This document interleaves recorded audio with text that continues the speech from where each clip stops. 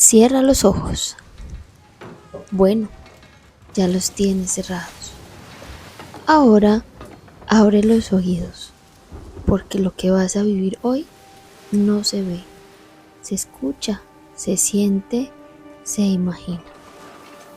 Vamos a viajar más de 200 años atrás a una tierra que hoy se llama Colombia, pero que en ese momento tenía otro nombre: Virreinato de la Nueva Granada, un territorio gobernado desde muy lejos por un rey que nunca había puesto un pie aquí, el rey de España.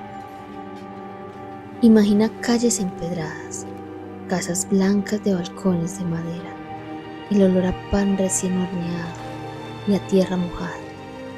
Aquí vivían indígenas que eran los dueños originales de esta tierra, personas traídas a la fuerza desde África y obligadas a trabajar como esclavizadas, mestizos que eran mezclas de varios pueblos, y también los hijos de españoles nacidos ya en América, a quienes llamaban criollos.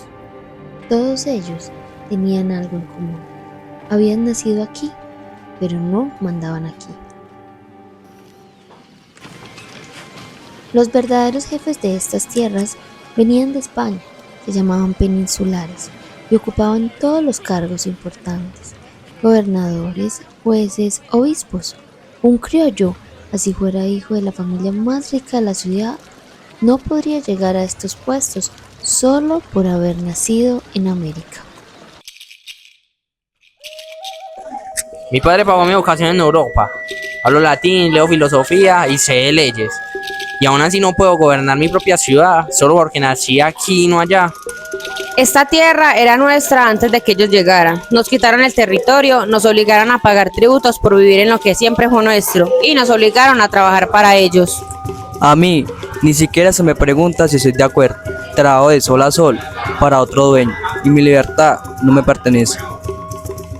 Distintas voces, distintos dolores, pero una misma pregunta creciendo en el corazón de esta tierra: ¿por qué otros deciden nuestro destino si nosotros somos quien vivimos aquí?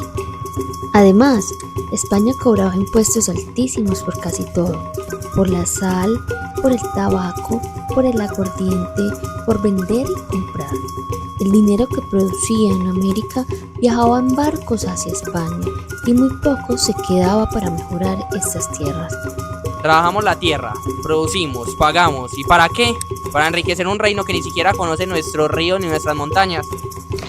Mientras tanto, al otro lado del océano, habían nacido unas ideas nuevas y peligrosas para quienes tenían el poder: la idea de que todos los seres humanos nacen libres e iguales, y que los pueblos tienen derecho a decidir cómo gobernarse.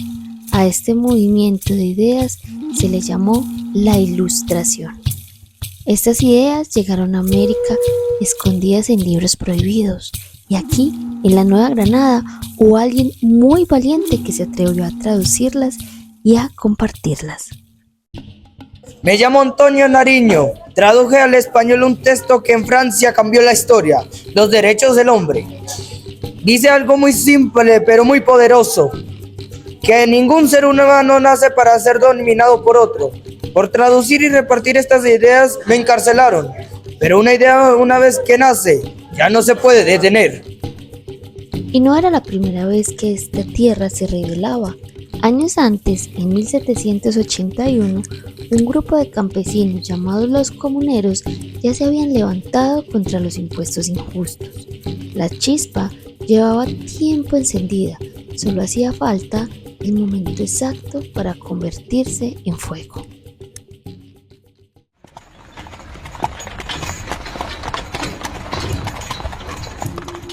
En 1808, al otro lado del mundo, un ejército francés comandado por Napoleón Bonaparte invadió España y hizo prisionero al propio rey.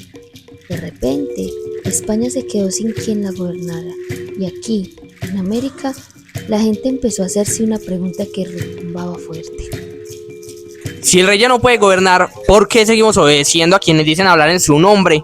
¿No deberíamos gobernarnos nosotros mismos, al menos mientras tanto?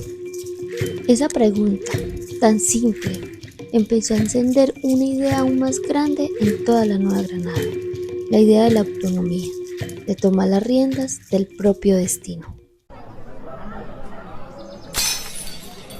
Y llegamos al día que cambió todo, el 20 de julio de 1810, en la ciudad de Santa Fe, hoy Bogotá.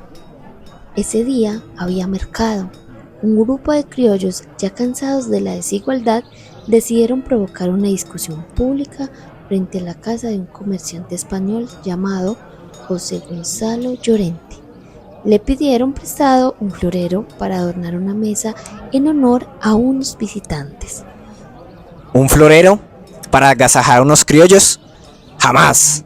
Ustedes ni siquiera merecen sentarse en la misma mesa que nosotros. Esas palabras cargadas de desprecio encendieron la chispa que llevaba siglos esperando. La gente que estaba en el mercado escuchó la ofensa y el enojo se regó como pólvora.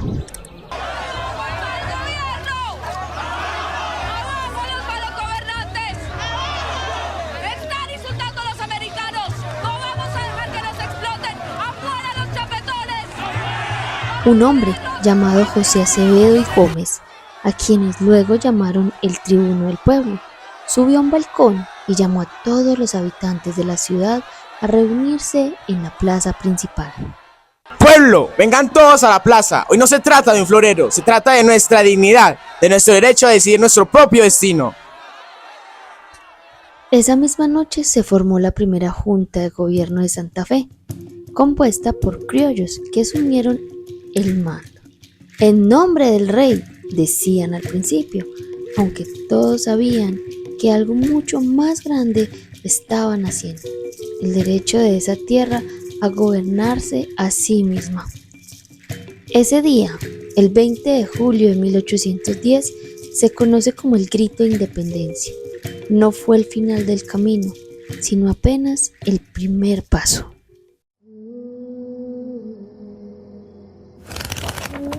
Pero la independencia no se ganó en un solo día. Después de 1810, las provincias de la Nueva Granada se organizaron, pero también se pelearon entre ellas sobre cómo gobernarse. A este periodo confuso se le llamó la Patria Boba. Y España no se quedó quieta. En 1815 envió un ejército mucho más fuerte, comandado por un general llamado Pablo Morillo, para recuperar el control. Fueron años muy duros, llamados el régimen del terror, donde muchos líderes de la independencia fueron encarcelados o fusilados. Se llevaron a nuestros líderes, sí, pero no pudieron llevarse la idea que vivía en cada uno de nosotros, la idea de la libertad. En medio de esa oscuridad apareció un líder que unió fuerzas de distintas regiones para terminar lo que había comenzado: Simón Bolívar. Hemos cruzado montañas heladas, ríos crecidos, hemos caminado donde nadie creía que un ejército pudiera pasar, pero lo hicimos porque detrás de nosotros viene algo más grande que cualquier ejército, la voluntad de un pueblo que ya no quiere ser dominado. El 7 de agosto de 1819, en un lugar llamado Boyacá, el ejército de Bolívar venció al ejército español. Fue la batalla que abrió por fin el camino definitivo hacia la libertad de estas tierras. Antes de que abras los ojos, piensa esto. Detrás de cada fecha que estudiamos, hubo personas reales, criollos cansados de no ser escuchados, indígenas que defendían una tierra que era suya desde antes, hombres y mujeres esclavizadas que soñaban con ser libres algún día. Todos, cada uno a su manera, querían lo mismo: decidir su propio destino. Esa es la verdadera historia de la independencia. No es solo la historia de un florero roto o de una batalla ganada. Es la historia de un pueblo que un día decidió que merecía ser dueño de su propia voz. Ahora sí, abre los ojos y no olvides, la libertad no fue un regalo, fue una decisión.